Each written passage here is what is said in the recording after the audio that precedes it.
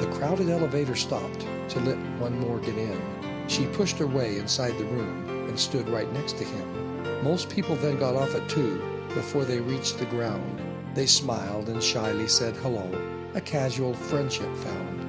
They went their separate ways at 1, just as the doors went wide. He headed north, she headed south, when they both stepped outside. But later on, that very day, he saw her once again. While on the train, he saw her there, sitting next to him. They both began to speak at once, as though they were old friends. They talked until that darned old train had reached the very end. They both got off the train because they'd both gone too far. They had to look around a bit to find out where they were. And then he walked her home from there. 'Twas but a mile or so. The evening passed so very fast, he didn't want to go.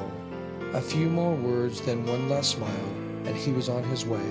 But every night he came to visit for the next few days. Soon their feelings for each other blossomed like the rose.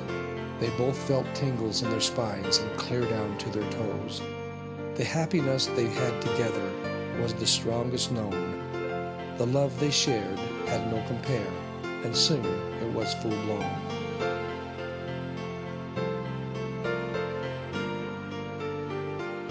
Then one day work required him to go away a while. He didn't want to go away. He'd miss her pretty smile.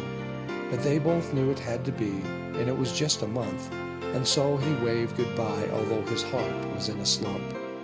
They talked each night upon the phone until the last few days. He couldn't get a hold of her, he tried so many ways.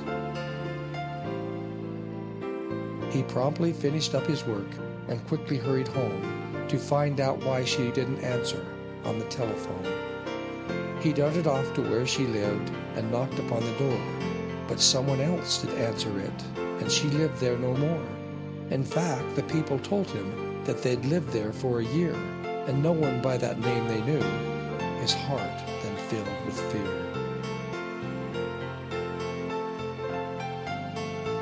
He searched the phone books, walked the streets, looking everywhere. He rode the train for 2 straight days, and not a sign of her.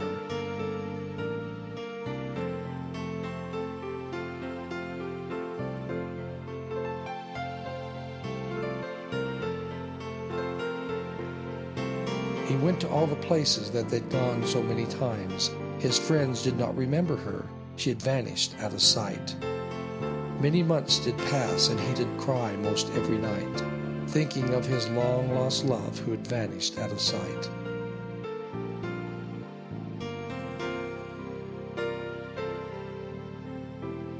But then one day, as he left work, he felt the strangest thing.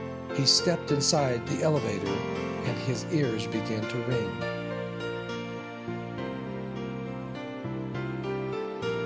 The crowded elevator stopped to let one more get in. She pushed her way inside the room and stood right next to him. Most people then got off at 2 before they reached the ground. They smiled and shyly said hello, a casual friendship found.